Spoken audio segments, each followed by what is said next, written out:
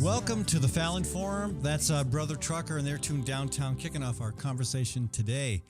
I want to thank the Iowa chapter of the Sierra Club, also Iowa Physicians for Social Responsibility, and the Great March for Climate Action, three of our partnering organizations. I also got to tip the cap. That's right, tip the cap to Gateway Marketing Cafe for sponsoring this segment of our program. We got to talk a little bit more about the fire situation out west, folks. And I want to tie that in with a conversation about the Walk for Our Grandchildren. This is a smaller march, but a really important one that just occurred on the East Coast.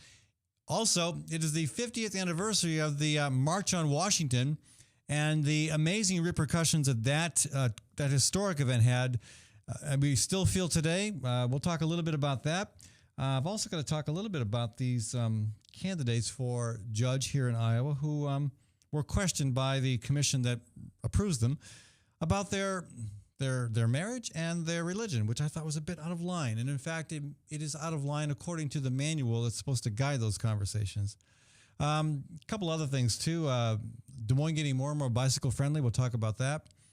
And we also will talk with Ying Sa of Community CPA and Associates about the upcoming Immigrant Entrepreneur Summit. And that's a really, really good conversation to have if you are inclined to want to go into business for yourself or with other like-minded travelers. But before we have any of those talks, we got a great guest in the studio today. Teresa Baumhoff is with us. She's with the Greater Des Moines chapter of the National Alliance on Mental Illness, and she had an excellent letter to the editor recently. And lots of conversation after last year's, after this spring's legislative session. Actually, I think it was this summer. It ended in June.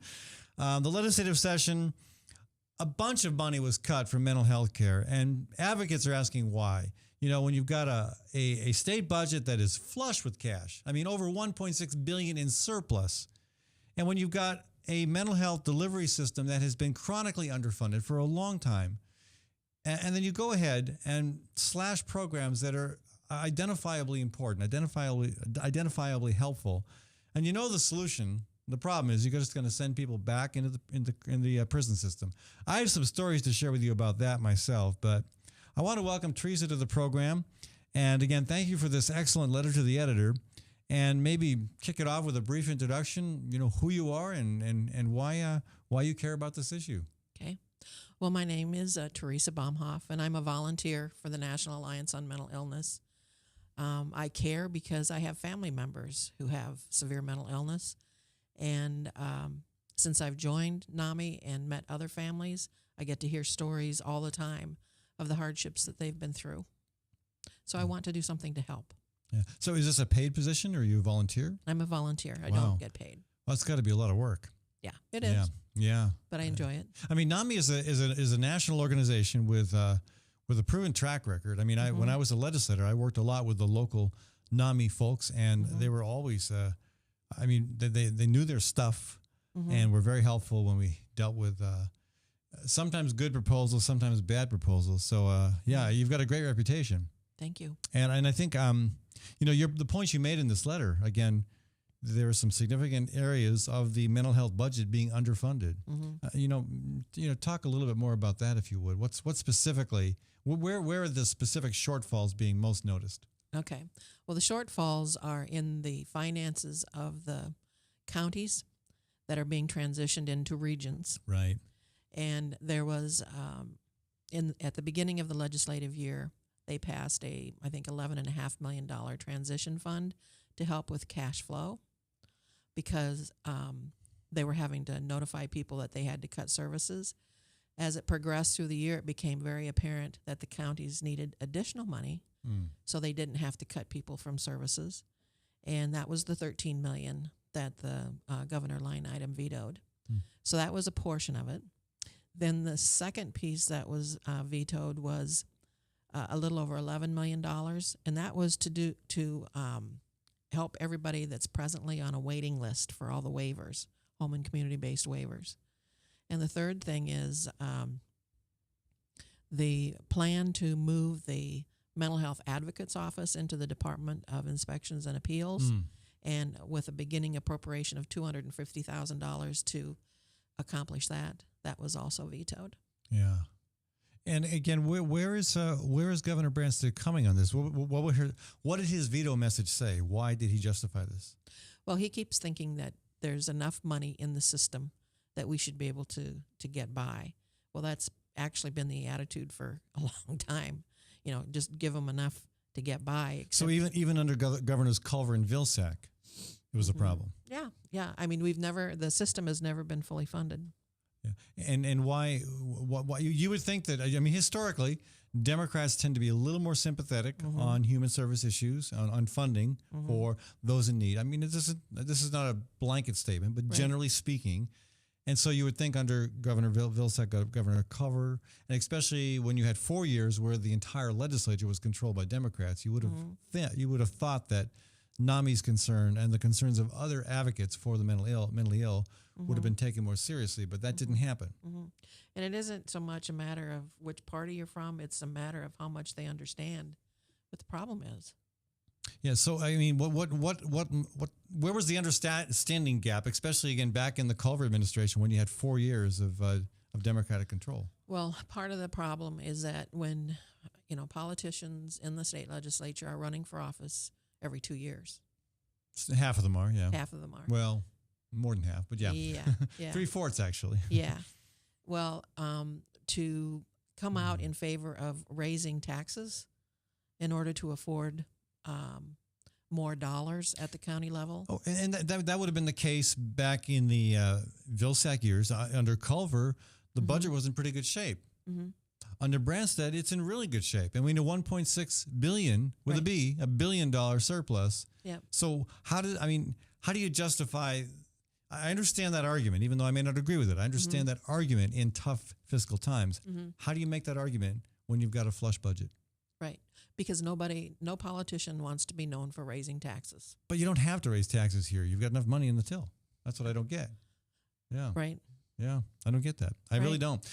Looking at some of the specific stuff that you cite, there was the, again, 22 million overall, right? Yes. It was deleted, and 13 million of that was this was called risk pool money, and that involves clients who are being dropped from services at the county level. You mentioned that, and so they're being dropped. So what kind of services did they have that they no longer have because of that cut? It could be any level of services. It could be outpatient.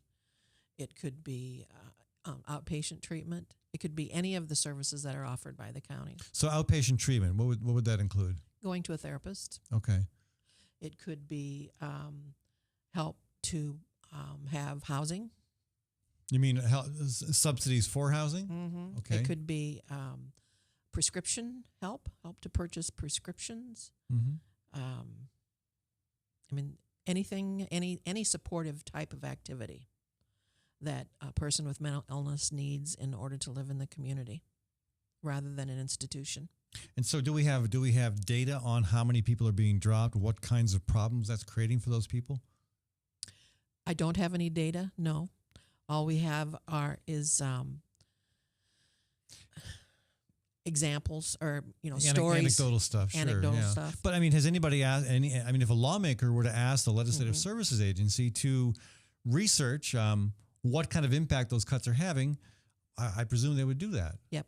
So has anybody made that request? Not that I'm aware of. The Iowa State Association of Counties has come out.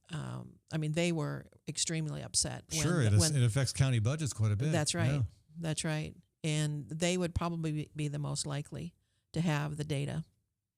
Well, the legislature, again, over time, back in the early 90s, in fact, the legislature began to make a commitment to try to provide a more equitable level of support for the mentally ill in counties across the state. Right. You had counties like Polk County where services were pretty adequate. I mean, comparatively. Yes. Not as great as they should be, but still better than most. And you had some counties where it was impossible to get anything resembling adequate service. And so the idea was to stabilize that with a shift from local property taxes to state funding. And to a large extent, that's what happened in the redesign. Right. Because one of the first things we did is that anything that required Medicaid dollars, whether Medicaid match dollars, that was removed from the county and went to the state. So anything having to do with Medicaid, the state is now responsible for. And then the counties would take care of county clients with their property tax dollars. Right. What they failed to recognize is that the cost of providing services to non-Medicaid eligible people was higher than the money that the counties had. So the taxes that are generated by the counties, it ends up being about $114 million. The cost to actually serve everybody was $138 million. There's a gap there. Yeah. And that gap was being provided by the state. Yeah. And again, that's part of the agreement, as I understand it. Yeah. You know, when we shifted from letting each county do it on its own. Right. And again, I know I have mixed feelings about the shift to regions. Right. I'm not sure that bigger units is going to assure better service, but I'm looking at the waiting list problem. Again, 8.7 million cut from the home and community-based waiver program. Yes. And that's we've already got a waiting list of 4,000 people statewide who are looking for help to provide services in their homes instead of just placement into an institutional setting. Correct. Which is often a lot better for the client and the family and cheaper. It's a win-win-win situation. But again, it takes some investment. And see, it's well, and see what they're thinking is that their version of Medicaid expansion is going to take care of those people. That somehow they're all going to be able to get Medicaid assistance through the home and community-based waivers. I thought Branson was against Medicaid expansion. Well, the Iowa Health and Wellness Plan is actually a version of Medicaid expansion. Well, I know, but he just fought it all session long. Oh, I know. I don't. Were there other lawmakers? I mean, possibly Republicans like Dave Heaton, who understand human services pretty well. Yes. Or some of the Democrats in the Senate. Yes. Were there those who objected to the veto? And maybe let me phrase it this way. I think a lot of them were caught off guard. They didn't expect that. Right. Again, with the big budget. So I mean, I've said on this program before, and maybe this is a bit inflammatory, but I think Governor Branstad just dislikes poor people. I mean, I can't find any other way to explain his cuts to the food bank, for example, his cuts to emergency assistance. I mean, these don't make sense other than you just don't like poor people or you don't understand them. Again, when you have so much money going, for example, $250 million to a fertilizer company in Southeast Iowa, 30 or 18 million to Facebook in Altoona. You've got your priorities set, and somehow in that set of priorities, you excluded a bunch of people who really need help. And it just seems to be the same here. Maybe he does not get, mental illness. Maybe he does not understand mental health. I think that's probably the case. And so my question is, do you really want a governor who doesn't understand a very significant portion of our population? I mean, again, 4,000 people on waiting lists just to try to get some help for services in their home. And what's happening, of course, Teresa, and you know this as well as anybody, our prison system is becoming the warehouse for the mentally ill. And it's been that way for a while. It should change, especially in a time when we have a lot of money in the budget. It's not changing. Well, and people in corrections know this now too, that the persons with mental illness, for the most part, not all of them, but for the most part, do not belong in prison. Yeah. They would do much better if they were in treatment and received help in the community. And if we did shift to that type of a system where people were put in treatment rather than prison, we would see a substantial decline in Department of Corrections dollars, because it's about twice as expensive to be in prison as it is. Oh yeah, or at least depends on where you're at. Yeah. Depends on the placement. And you could put somebody, you could pay for their apartment, put them in treatment, and provide them all the education. social supports. Who knows what? Yeah. No, prison incarceration is what, $25,000-$30,000 a year per person on average. At least. Yeah, more than that down at Fort Madison. Yeah, I mean, and I remember visiting. I visited prisons a lot when I was a state lawmaker, and I remember a woman, and I can't remember her name, who was in the solitary confinement unit. You know, we talk about how horrible is the isolation units at the Iowa Juvenile Home. Well, they got them in prisons as well, and this woman was severely mentally ill, and maybe you remember the story as well. She gouged out one of her eyes. I mean, she did both. Then she did the second one. You're right. Yeah, I mean, that should have been plenty of warning that, hey, this woman is not safe to be in an isolation unit. She's mentally ill. She needs to be somewhere else. And you're right. She went back and gouged out her second eye. I mean, it's horrible, horrifying. And yet we continue to use, prisons as sources of as housing for the mentally ill. I mean, I'm reminded of what Ronald Reagan did back in the 80s when he increased the military budget by 300%. And slashed the housing budget by 75% and dumped a huge number of homeless people across the country. I mean, tens of thousands, hundreds of thousands of homeless people onto the streets, And where did some of them end up? Yeah, some of them ended up back in prison. Yeah, well, we called it deinstitutionalization, Yeah. where they were released from institutions not knowing how to care for themselves and not having any visible means of support. And that is when we started to have a huge homeless problem. Yeah. And now we call it trans-institutionalization, because instead of being in institutions to receive psychiatric care or psychiatric institutions, it's being put in the Department of Corrections. Yeah. E. Fuller Torrey is a well-known psychiatrist, and he used to treat people at St. Elizabeth's in Washington, D.C., and he said after deinstitutionalization, some of the buildings that were vacant actually became homes for some of the homeless mentally ill. So he said, 3 or 4 years previous to deinstitutionalization, he was treating them in a safe environment. They got their medications. They were able to have things to eat. And 5 years later, he was treating some of those in the very same buildings. Wow. Except it was an abandoned building, and they had none of those supports. Gosh. It's just in the richest country in the history of the planet, in a state that has a $1.6 billion budget surplus, we can and we should do better. So if people want to help, Teresa, what can they do? I think that they need to let the governor know that we need adequate funding for mental health.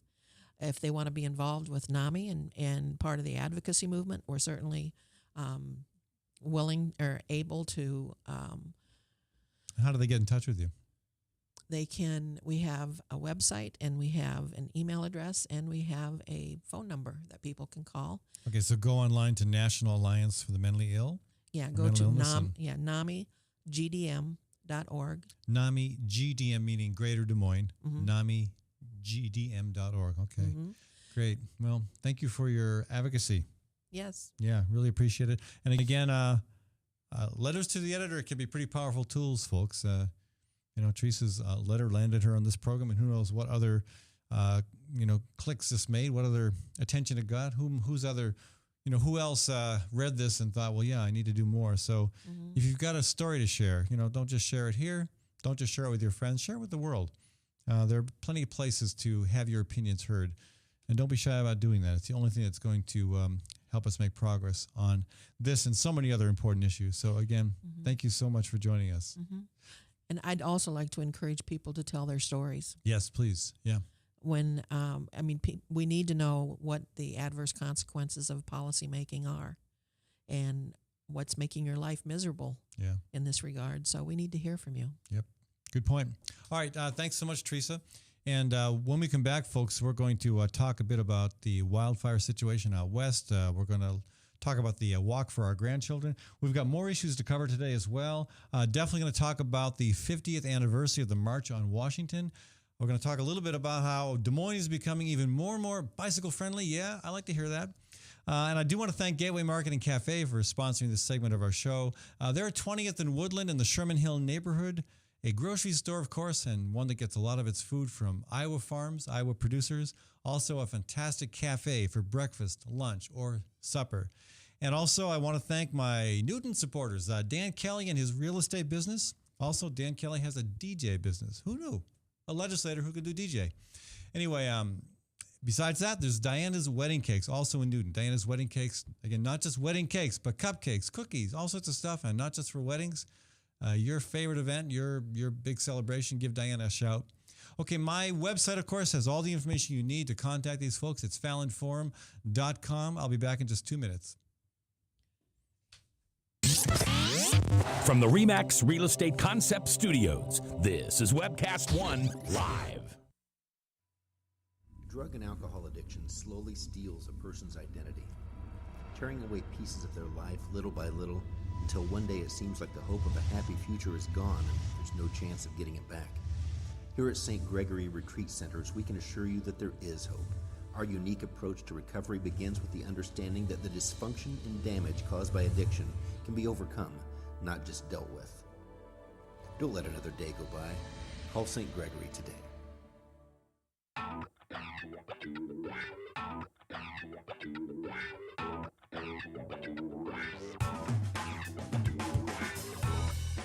Well, good morning. This is the 7th of June in the Lord's year 2010, and this is day one of webcast1live.com. We will begin with Max World Live with my special guest, Tom Coates. In just a minute, there's Tom. Wait.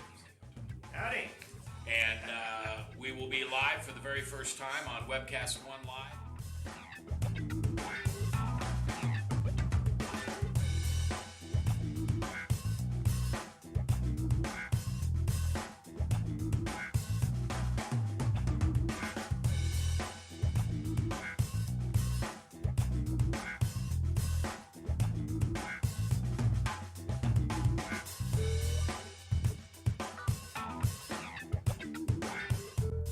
Someday we're going to look back on this and say, gosh, remember that old day in history? Wonder where Walter Cronkite was. He must have been around hanging there too. But actually, it's the beginning of Webcast One Live. And thank you for listening. Thanks, Rob Spearman, and everybody who's put together this project together. And we're ready to go live now. So thanks for listening to MaxWorldLive.com.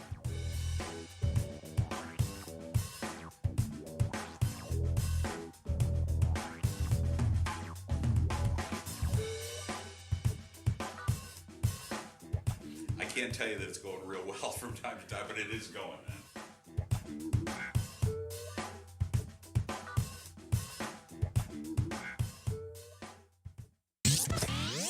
From the RE/MAX Real Estate Concept Studios, this is Webcast One Live.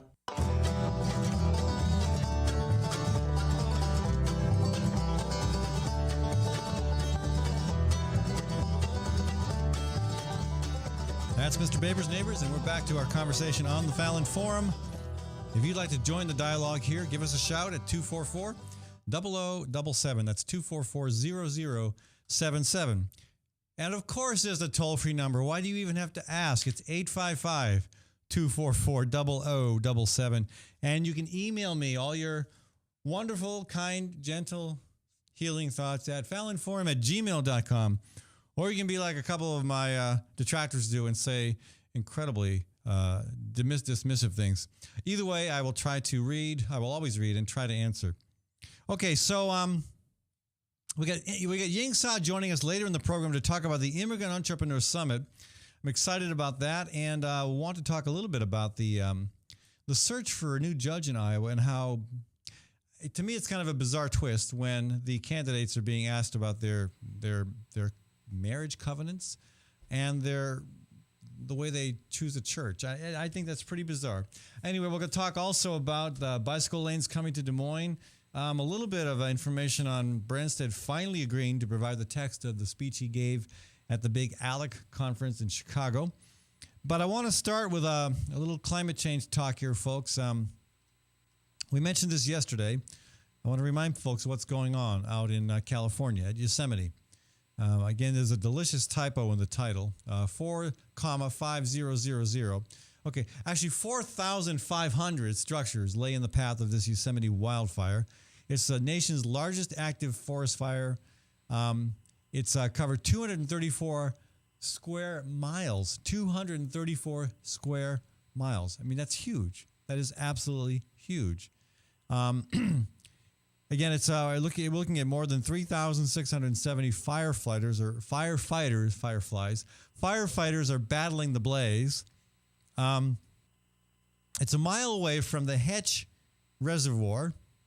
That's San Francisco's main source of water. Again, I don't know whether that causes problems if it burns right up to the water and dumps a bunch of ash in it. I don't know what that means. We have nitrates here. I guess they have ash there. The reservoir supplies water to 2.6 million people in the Bay Area, and it pumps about 260 million gallons of relatively pure water, down to the city about 160 miles away. That happens every day. Now, it could be okay, but again, this is something they've never experienced before. This is not a problem they've had. Just like the extent of the nitrate problem here in Iowa is not a problem we've had, but it's so bad now, we had to spend $4 million just in Des Moines, $4 million on a new treatment device. It's costing us hundreds of thousands of dollars. Okay, so another concern besides that is that the power generated by that dam is used for some of the municipal buildings in San Francisco. And that system has 3 powerhouses, two of which have already been taken offline because of fire damage. Okay, that seems like a problem to me. So 12 to 14 miles of power transmission line were also taken out of operation. 12 to 14. Okay, I don't know how many miles there are, but still that seems significant. So they're saying that, even if everything continues in this direction and they have more problems, they're still going to be able to find their water and power elsewhere, but that's got to be really expensive. So again, windy conditions are still prominent. The weather is actually going to make it worse. Rainfall would be helpful, but there also is the risk of lightning and gusty winds accompanied by thunderstorms that could further hinder fire efforts. Okay, so we had an Iowan out there, not in California. He was in Colorado. This is Bill Leonard, former editorial writer for the Des Moines Register, and he speaks of the pine bark beetle problem. This is a parasite that has, quote, sucked the life out of much of the West. There are now brown forests of standing corpses that help fuel the fires that have raged this summer in the Rockies, and the worst is yet to come, writes Bill. Experts point out that this did not have to happen. There are various species of these pine bark beetles, just like we have all sorts of different wonderful varieties of mosquitoes here. They've got wonderful varieties of pine beetles out there, pine bark beetles, and they have infested the Mountain West for a very long time. We've had mosquitoes a long time here as well, but historically, here's the catch: winter temperatures up in the Rockies would go well below freezing. And they would stay there, and they would kill off these pine beetles. Some would survive, the strongest survived, and they would, of course, find their ways into the trunks of the standing pine trees. And they would tend to get into the trees that were weakened, older, and they would help thin the forest. Good thing, right? So healthy trees, actually, this is interesting. I did not know this. Bill writes that healthy trees would drown the beetles in pitch and then spit them out. That's a great visual. Maddie, that's a cartoon waiting to happen. A pine tree eating a pine beetle, drowning it in spit, or in pitch rather, and then spitting it out. And then of course, now with global warming, with climate change, these soft winters mean that beetles survive in swarms that the healthy pines can't even fight off. I mean, again, you get a few mosquito bites, not a problem, right? You get overwhelmed with mosquitoes, and then you've got problems. I actually saw a kid get sick from too many black fly bites once. So too many pine beetles, pine bark beetles, and even a healthy tree is going to suffer. So the problem is, Ken Salazar, the Interior Secretary of the Interior, this is Bill quotes him. He has called the beetle invasion the, quote, Katrina of the West. So, yeah. Anyway, it's a very sad situation because it's probably not going to get any better for a while. Again, 3,500 firefighters just in California. And again, the other part of the problem, of course, all these this beetle damage creates all this fodder for the fires to roar through. All right. There's I want to switch gears here shortly, but I got to share a couple clips with you from the Walk for Our Grandchildren. This was an event that Steve Norris and others helped organize out on the East Coast from Camp David to Washington, D.C., to call attention to the climate crisis. It also involved an act of civil disobedience. So we talked with one of the participants, Kendall Hale on this program a couple weeks ago. And they've sent us some clips that I think are very encouraging, very uplifting as we think about the March on Washington this week. And as we think about the potential power of the Great March for Climate Action next year, I think it is really a nice idea to reflect on some of the footage shared with us by the folks who put together the Walk for Our Grandchildren. I mean, everybody's been walking for 7 days along a road, but that road is just one part of the larger road that we're all walking as a movement, and that's the really beautiful thing.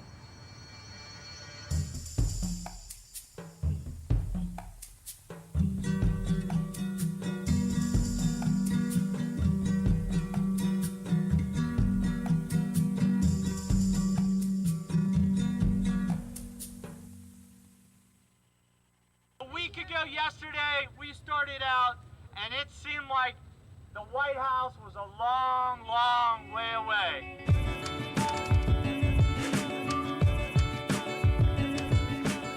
We can look at this march and we can see what happens when great love and great courage come together.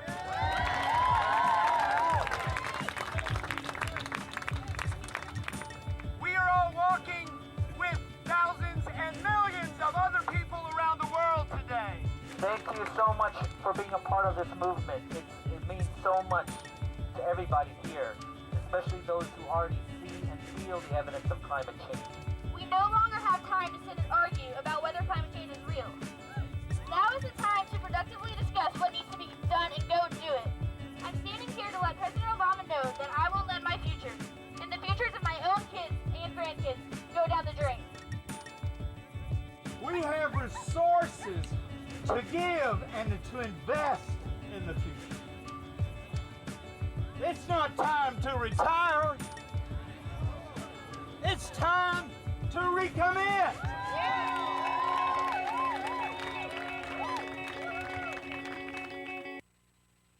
Nicely done, nicely done. Again, thanks to Steve Norris, Kendall Hale, and all the other folks who made that possible.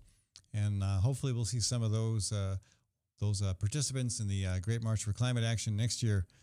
I want to thank Hawk Restaurant for sponsoring this segment of our show. Hawk is one of my great restaurant supporters, folks. They're at East 5th and Walnut in the East Village neighborhood. And 90% of the food served at Hawk comes from Iowa farms, Iowa producers.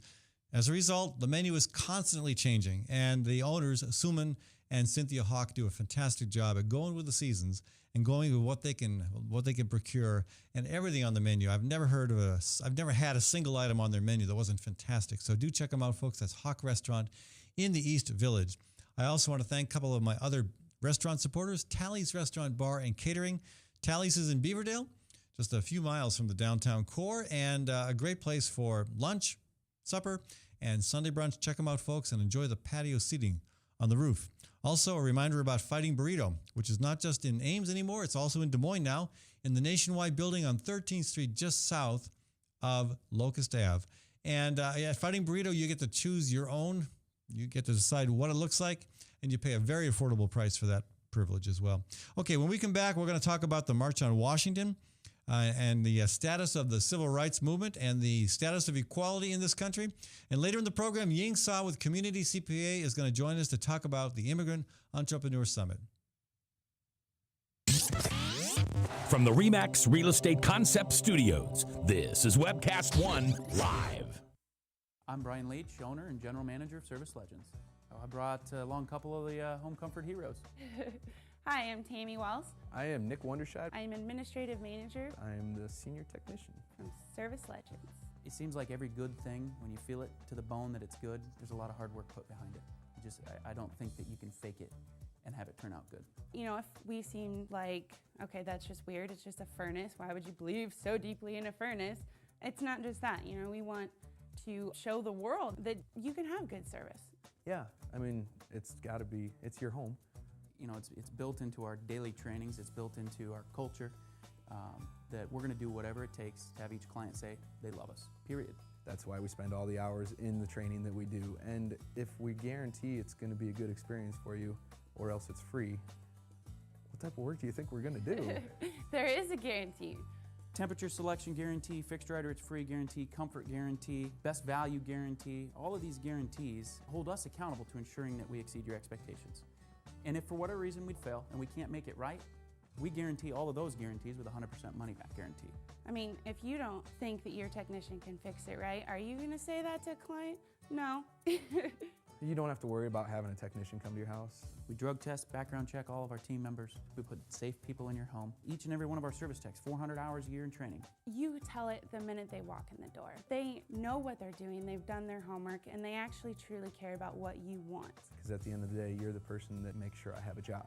They're going to be listening. They're going to want to know what your challenges are. Then they're going to come and give you options, and you get to choose. If I'm there to help and I make it easy and painless, I did my job right that day. Well, when it comes to your comfort, safety, and your family, you don't necessarily go buy the most expensive, but you get the most bang for your buck. Oh, it's worth it because there's a lot of people that will find a way to get it to work right now and then leave and then come back, charge you again, and the cycle just repeats itself. So when I'm out there looking at the furnace, I want to find why it failed today. How can we change the part today with something that you're not going to have to worry about? Is it worth changing the part today? I mean, you can put a lot of money into a furnace. I can fix parts all day. There's good job security in that for me, but is it the right thing for you? I get a lot of the phone calls of after the technicians are there. They're just in awe. They're like, wow, you guys are great. I mean, I don't even know what to say. You guys are great. Everything you did was perfect. It was great. Keep going though. I like this. Just give us a try. I'm going to take all the risk. I've got the time to make this right. I've got the support to make it right. Just check us out. And if you don't see the value in what we do, I mean, fixed right or it's free or 100% money back. enough said.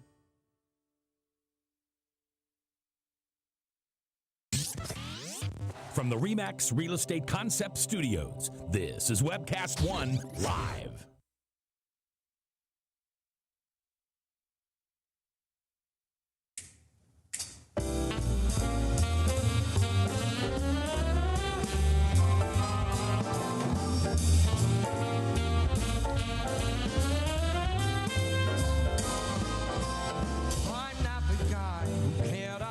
All right, so what? 50 years ago today, 250,000 people gathered in Washington, D.C. They marched on Washington, D.C. to demand jobs, to demand racial equality, to demand a fair slice of the American dream. And that rally, along with all the other incredible activism and advocacy that happened back in the mid-'60s, well, and for that matter, the late 50s, achieved an incredible accomplishment. The Civil Rights Act, the Voting Rights Act, so many things that have happened that are extremely positive and still resonate today. And yeah, we still have progress to make. The poverty rate among African Americans in Iowa, 41%. What is the poverty rate among the average Iowan? Only 12.8%. So it's more than three times as bad poverty is among African Americans in Iowa. Looking at children who live below the poverty level. In the African American community, it's 47%. In the population at large, it's 14%. That's a problem. We still have a ways to go. Unemployment rate, 6% in Iowa for the entire population. 3 times that, over 18% in the African American community. Children high school graduates, that's a huge one. And this is, we should be proud of this. 90% of all Iowans graduate from high school. Yet in the African American community, it's 82%. So, and I'll say this, that's probably a big step forward compared to where it was. Still, the fact that there is that discrepancy is a problem. And of course, the percentage of African Americans in our prison system in Iowa is way out of proportion to the percent in the population. African Americans make up 3.1% of the state's population. But again, in the prison system, it's roughly 30%. So we have a ways to go. Again, we should be this is a great day to celebrate the tremendous event of 50 years ago and the progress made. And from my point of view, as someone involved with organizing the Great March for Climate Action, to remember, just from the point of view of organizing for social change, just how powerful a march can be if it's a significant event at the right time in the right place. And again, this is a very different march, of course. The climate march is 8 months of people walking. I mean, it's a huge commitment. It was a big commitment to get to Washington, D.C. 50 years ago, of course. And a lot of there were people who committed over a decade of their lives to the struggle for civil rights. There are people who probably committed multiple decades. But this is a big event as well that I think is going to have a similar historical impact on an issue that's at least as, that's as important. Certainly, in the broader sense of the planet itself, I think we do well not to call it an issue, but to call it a crisis. Okay, so again, the U.S. Supreme Court had issued its landmark school desegregation decision in 1954. That was well after Iowa did that, by the way. But it was not enforced until Eisenhower stepped in, and then later President Kennedy, and of course Lyndon Johnson. They all had to get involved to make that actually happen, culminating in the Civil Rights Act of 1964 and then the Voting Rights Act of 1965. But the problem, that took it took burning political capital. It took some courage. And whether you were a Republican, Eisenhower, or a Democrat, Kennedy or Johnson, or a lot of people on both sides of the aisle in Congress, it took some courage and some cooperation. We don't see that today. By comparison, the Register points this out in an excellent editorial today. By comparison, Congress and the federal courts today seem either unwilling or unable to take on anything like those civil rights challenges.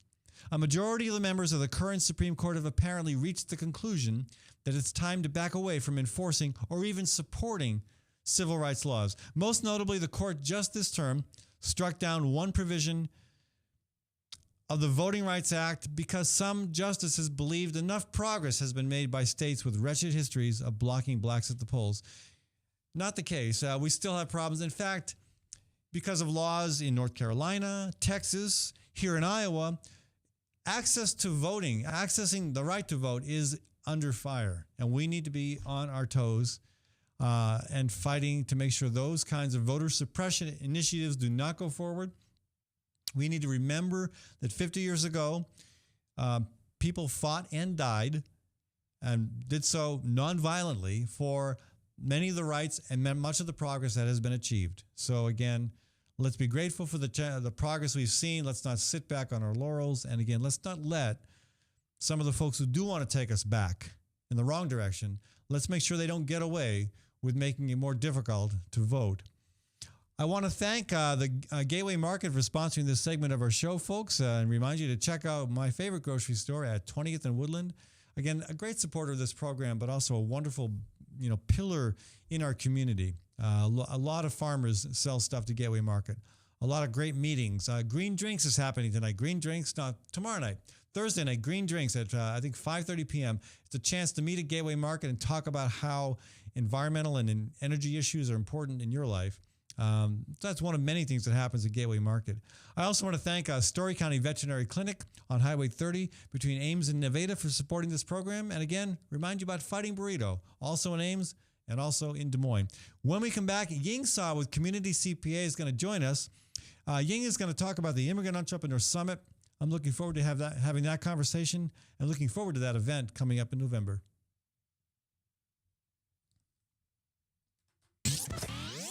From the RE/MAX Real Estate Concept Studios, this is Webcast One Live.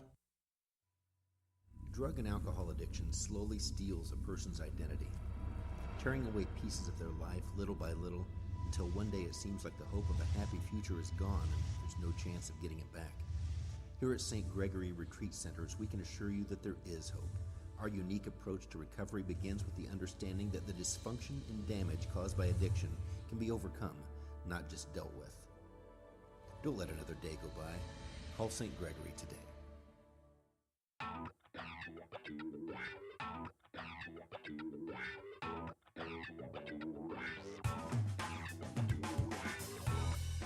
Well, good morning. This is the 7th of June in the Lord's year 2010, and this is day 1 of webcast1live.com. We will begin with Max World Live with my special guest, Tom Coates. In just a minute, there's Tom. Wait. Howdy. And we will be live for the very first time on Webcast One Live.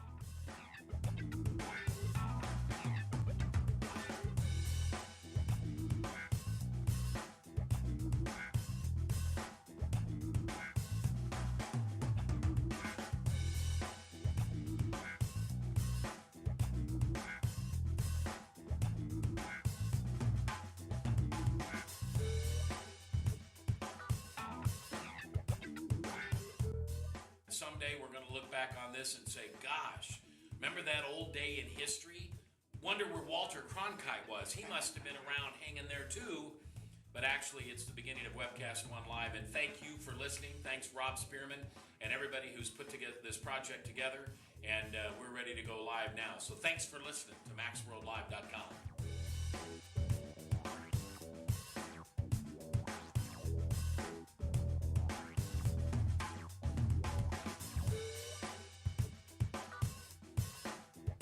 I can't tell you that it's going real well from time to time, but it is going.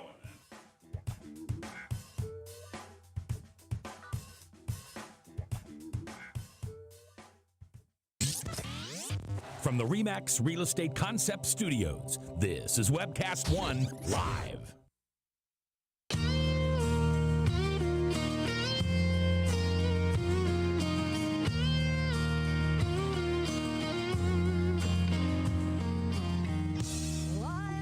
That's the sweet music of Mary McAdams bringing us back to our conversation here today on the Fallon Forum. And this segment of our show is sponsored by the Immigrant Entrepreneur Summit. And I want to welcome to the program Ying Sa, joining us from her office over on Ingersoll Ave at Community CPA. And well, we're getting darn close. It's September. The Immigrant Entrepreneur Summit's coming up in November 9th at Drake University. And again, it's a big event. You've been going, this has been what, 5 years now? This is our number 6 year. 6th year. And last year, I want to say there were close to 500 people who turned out last year. 468. Okay, so you're an accountant. You remember exact numbers. Good, but it's I mean, it isn't just a thing that people go to and then go home. I mean, my recollection is a lot of people came out of that event with ideas and knowledge to create their own business. 1 out of 4 attendees started their own business. Wow, and I mean, what?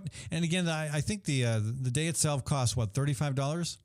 It's a $35 registration, yes, and you'll spend your whole day from morning to the evening. We end with cheese and wine and lunch provided. Mm-hmm. Yeah, it's a great event to spend a day to get to know people. Yeah, well, and not just getting to know people, but my understanding is you've got a lot of good information that people need if they want to start their own business. Right, and it's really a place where when you go and you start to realize that it doesn't really matter where you come from and what kind of background you have. If you are in the world of business and you really need to get to know all walks of life. And I think it helps the immigrants themselves to realize that when they're in the United States, they really need to open up and going out of their own community to become a successful business in the United States. Right. And of course, it's a great opportunity for corporations or existing business owners when you felt like your clientele is kind of homogeneous and you needed some variety and you need to diversify your clientele, and that really is a place you start to get to know people. Yeah, and people have asked me, hey, this sounds great, but it's the Immigrant Entrepreneur Summit. I'm not an immigrant. Can I still participate? Well, and I guess there's a lot of people who are not immigrant participating in the event because they know these are the people who goes there. And if you just start up your professional service firm and you want to reach out to some low-hanging fruits and things can be done easily, and they are new to the country, they need all the knowledge you have, and that's where you go. Okay, so people who've been here a while, somebody like myself. My family was an immigrant back in the 1920s. They immigrated from Ireland, but I could go to this. I could also participate and acquire the information about anyone can go. And it does have very specific seminars. We have 15 seminars provided throughout 3 different time frames. There's a 5 classroom inside of the Olmsted Center. So at any given time, there's 5 seminars are going. Seminars are very, the way we gather those topics are probably you would be interested to know how we decide which seminar would come in. And we have a planning team for IES, which consists about 20 different individuals from 15 different countries. and they are mainly business people. So people are coming from different origins, and they're business people. So we sit around the table, we decide what is the hottest topics in business that people would love to know. And one of the topic, and I would say it is very important, very fascinating, and is to say that if I have a low price product, am I guaranteed to be successful? Is cutting prices my only way to advance? I mean, that's $1 million question for every business would ask. Right, and the answer might be one way. For one business, it might be a different answer than another as well. Right, but but there is a reason for some businesses you shoot for a low price, and for some businesses you shoot for elite product. So I think that seminar will teach you how to fix your marketplace. So where are you, and are you going to sell elite products so you sell few but you make margin, or you are going to be those products that everybody will spend 5 cents on you, but you have a lot of money that you can get from the quantity of people. So those are, I think those questions, although you thought about it when you are doing business, you're probably pondering what price you should charge this customer. Right. I think it is such a great event that you go to, and you can exchange that thought. You can kind of mature your own doing and never again sit there wondering whether you're charging the right price. Have the confidence that you actually know what you're doing. Right. So, and what about the healthcare, the Affordable Care Act? That's a big change, and that's going to affect not just individuals; it affects businesses too. Right. We have a seminar that's called "How Does the Affordable Care Act Impact Your Business and You?" And I think that's exactly, everybody is asking that question. By that time, by November 9th, the Affordable Act should be more mature. And October 1st is when the kicks in. Right. The exchange. And so I think it will be a great timing to come in and really learn how that impacts your business and you starting 2014. So who do you have coming in terms of experts to talk about that? We actually we had 2 potential speakers related to this topic. One of them is Walmart, but we knew that we just learned they are not participating. Really? With in the exchange. Yeah, no, they've declined. They've declined to participate in the exchange. Right. So so we kind of looking at different venues, but we will promise our audience that the people we get to talk about this subject matter would be the best person with the most experience, and we have plenty of resources to tap into. One idea. The former head of the Iowa Insurance Commission, Susan Voss, might be a good speaker on that. She's not, in state government anymore. Perhaps she can speak more comfortably, more freely about the system and the changes. Great. Just an idea. That's a great recommendation. Yes, I actually know of her, so I definitely will put that on one of our contacts. So those are the things we kind of talk about, and we have a seminar called "Is Your Business Ready to Expand?" And do you really know whether your business is needing to grow a little bit more, or you're ready to make a leap and go for a branch, another shop, and another place? So, someone will come in and to talk to you about the necessary benchmarks you must have before you say, yes, I'm ready to expand. Because we have seen business fail because of expansion. Right. They overdid it. Yeah. Yeah. So those are just very good business thinking that you need to find a place to think out loud. Right. So do you think the Fallon Forum is ready to expand a bit? Fallon Forum, and we'll provide you with the information when you sit here saying, "Am I ready to expand?" Then we will go through details. Okay, so I have to actually come to the event to find out. Yeah, that's good. Absolutely. That's good. Yeah. So, what are some of the other seminars that people might participate in? We have a seminar called Up-to-Date Methods to Write a Business Plan, and the Business Sustainability, How to Guarantee Your Business Legacy, and a Permit and License for Business, Identity Theft Prevention for Business and Business Operator, and what is the legal requirement needed to succeed in a business, how to hire and retain the best. Mm-hmm. You know, those are everyday questions. And I probably go through, there are 15 seminars. I'm probably thinking 5, 10 of them every day to myself. And how do I do that? How do I do this? And, it is a growing knowledge. And you listen to the same seminar 10 times, it will give you 10 different insights that you pick up from the seminar. Yeah. So it will be a great learning experience for anybody. So what are some examples of the 100 businesses that were formed out of last year's seminar? Can you give us some examples of what kind of things came out of it? Oh, the type of business. And we actually have a list of those names. By looking at the names, it is really broad. It is from car repair shop all the way to retail, fashion design. Wow. So it is all kind of business. It's very much hinged with the person's specialties. So, when you look at the new business, the majority of them setting it up because that individual has something they think is valuable. And so it is all coming out from a idea or a skill. But whether you can make that idea multiply for revenue or that skill be marketable, it has become a business tactic, and you really have to learn to do it. And if someone is good at cooking doesn't mean he will have a successful restaurant. So that's how. But you come into those seminars to learn how to be successful operating a restaurant if the presumption is I can cook. Yeah. And so again, the reason this is targeted to the immigrant community is because there may be a lack of familiarity with a lot of things that some of us may take for granted, correct? I mean, Sure. The seminars are in English, are they?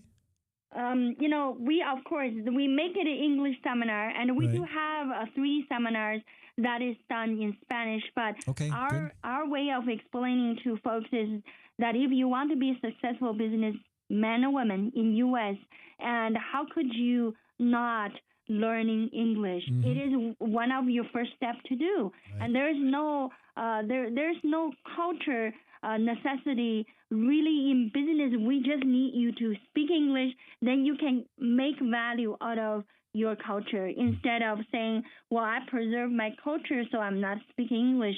That is not a businessman or woman mentality. So if you consider the cultural background, the national background of the attendees, the nearly 500 people attending last year, how many different countries are represented at the summit? Last year was 43 different countries. 43, wow. Yes. So it is really a United Nation in one day. And it has a variety of people from different ethnic groups. So it's not just Latino. And obviously Latino business is probably taking 1/3 of the audience, but it is definitely a mixture of all different immigrants. Yeah. Wow. Well, again, I hope to make it myself, Ying. I think I could benefit, even though I'm an existing business. I mean, existing businesses that want to grow can still come and probably come away with a lot of good information. Right. Even if just to tell them that to turn on that radio and that you are on it at a certain time. And I think, everything is about quantity. And if we can have people doing or buying what we want to show and sell, and with more frequencies or with more quantities, obviously we're running a successful operation. Great. Well, go online to get more information at iesusa.org. Is that correct? Yes, and go online, register, and it has updated information of 2013 Immigrant Entrepreneur Summit, and we absolutely welcome for exhibitors, and you can put your operation right inside of the conference, and the people will come to talk to you. It's $350 per exhibitor, and then we also welcome sponsors. If you think your company would benefit from this new dynamic companies and individuals, and coming in as a sponsor and really showcase your support to these people do take a note. And I will say that the conference is very touching and very uplifting. And again, this year, Lieutenant Governor will be speaking at the opening session, and the governor is scheduled to speak at lunch session. All right, I'll try to be nice to him. And just coming in, and you can discuss politics with governor and lieutenant governor, but we are there to make sure I know. business people are surviving what they're doing and Right. be prosper in That's the good. state. Well, Ying, thank you so much for joining us. Folks, Ying Sa with Community CPA and Associates. And there goes my phone. Ying, I've got a new phone. I don't know how to tell it to quiet down. Oh, my gosh. Immigrant Entrepreneur Summit coming up on November 9th. Again, I want to thank the IES for sponsoring this segment of our show. I also want to thank Hawk Restaurant. Hawk Restaurant is a great example of an immigrant's efforts to start a new business that has really taken off. Hawk Restaurant is at East 5th and Walnut in the East Village. The owner is Suman Hawk. He's originally from Bangladesh. He and his wife have run this fantastic restaurant since last November, in fact. And 90% of the food they serve comes from Iowa sources. Also, I want to remind you about Ritual Cafe. Ritual Cafe is a great location for tea, coffee, smoothies, paninis, and music at 13th and Locust in downtown Des Moines. Again, Ying, thank you so much for joining us. Thank you for having me. All right, and thanks to the Iowa chapter of the Sierra Club, also Iowa Physicians for Social Responsibility, and the Great March for Climate Action for partnering with us on this program. I will be back in about 24 hours. I want to thank Maddie Kane, my producer, and also the Webcast One Live folks here for providing this studio. From the RE/MAX Real Estate Concept Studios, this is Webcast One Live.